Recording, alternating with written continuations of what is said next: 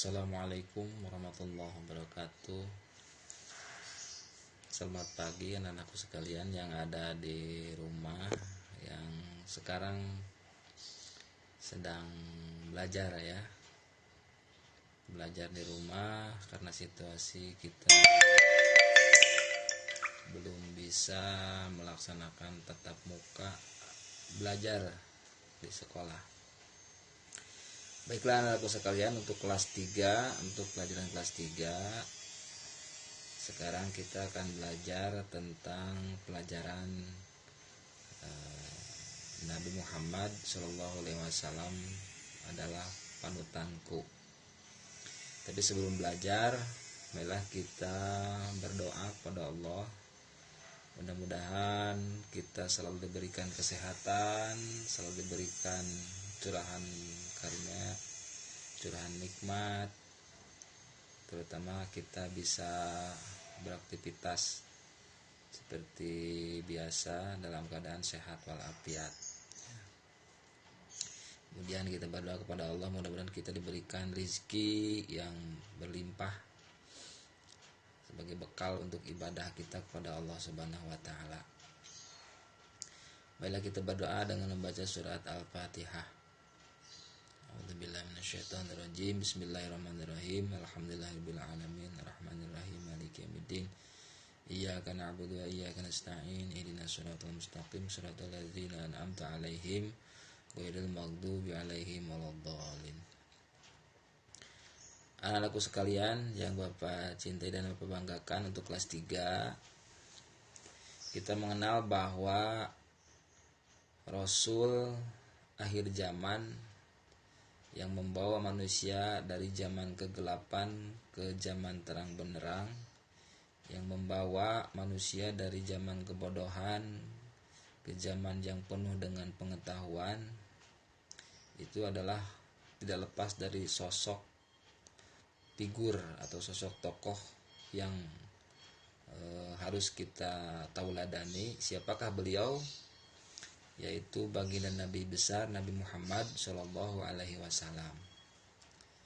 Nah, mengapa kita harus mencontoh kepada beliau? Karena Rasul itu dipuji oleh Allah. Ya, dipuji. Karena apa? Karena saking baik akhlaknya. Sebagaimana dalam surat Al-Ahzab Allah mengutarakan, ya, laqad kana lakum fi rasulillahi uswatun hasanah. Telah ada pada diri Rasul itu adalah contoh yang baik. Nah, telah ada pada diri Rasul adalah contoh yang baik. Maka kita sebagai umatnya, yang mengaku kita sebagai umatnya, sudah seharusnya kita mencontoh perilaku beliau.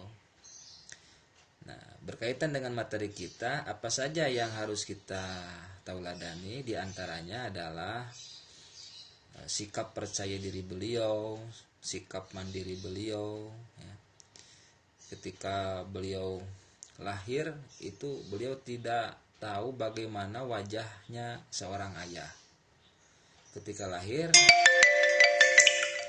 tidak tahu bagaimana wajah atau rupa seorang ayah, karena ketika lahir beliau adalah dalam keadaan yatim, ya, tidak tahu ayahnya, sehingga beliau diurus, ya, sejak kecil itu dilatih untuk hidup mandiri, ya, diurus oleh ibunya.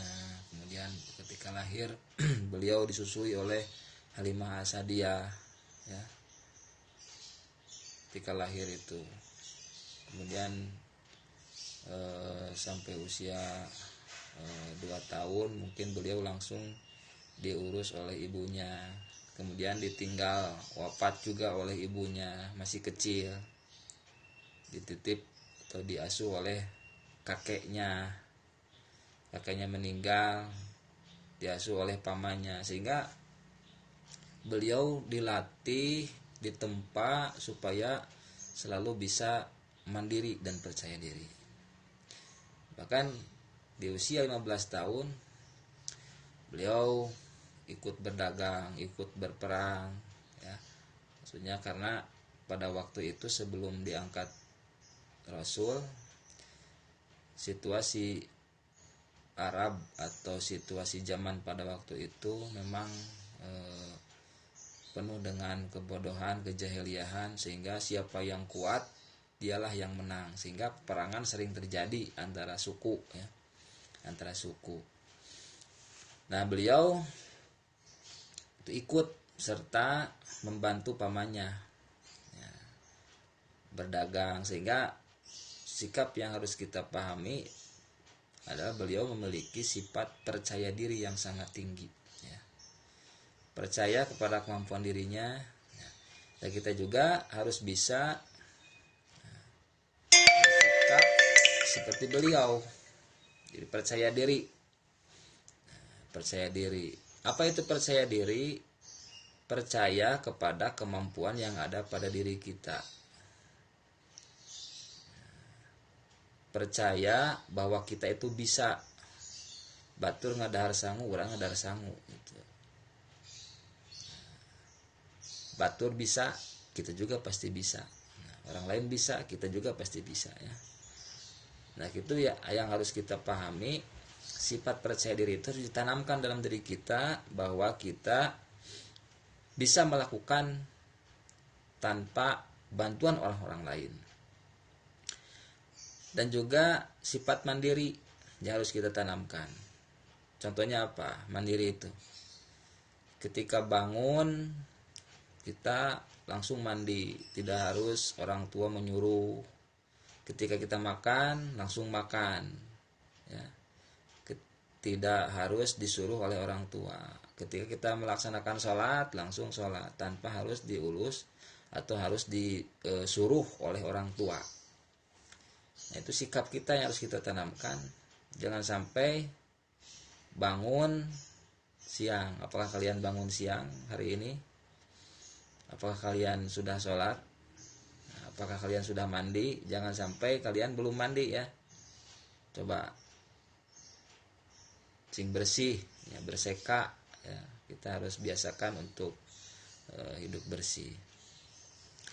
Nah, berpakaian, jangan sampai kita sudah gede di pakaian masih oleh ibu ya. Memakai baju juga masih oleh ibu ya, itu harus bisa sendiri ya. Pakai kaos kaki, pakai sepatu, kalau berangkat sekolah itu harus bisa sendiri ya. Mungkin kalian bisa membuka buku, kalau punya buku agama itu halaman 1 ya, halaman 1 tentang gambar. Ada di sana itu bagaimana anak-anak yang tampil ke depan ya, tampil ke depan tanpa adanya rasa malu ya. Jika melakukan hal yang benar itu tidak usah malu-malu ya.